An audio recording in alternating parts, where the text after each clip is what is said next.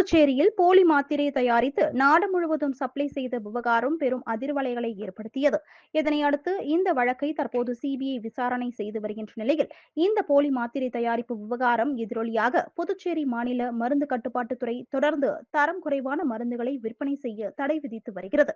இந்நிலையில் தற்போது மேலும் 2 மருந்துகளுக்கு தடை விதிக்கப்பட்டுள்ளது.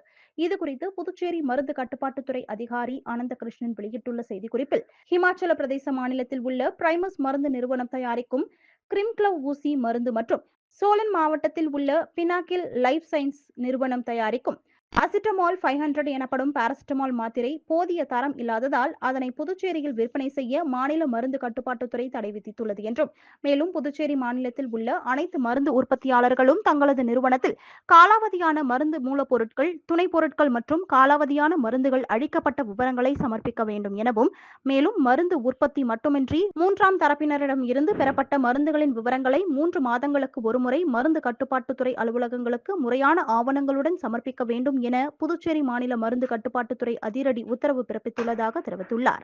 மேலும் புதுச்சேரியில் தொடர்ந்து தரம் குறைவான மருந்துகளுக்கு தடை விதிப்பதோடு மருந்து தயாரிப்பு தொழிற்சாலைகளுக்கும் பல்வேறு கட்டுப்பாடுகளை மாநிலம் மருந்து கட்டுப்பாட்டுத்துறை விதித்து வருவது பரபரப்பையும் மக்களிடையே அச்சத்தையும் ஏற்படுத்தியுள்ளது.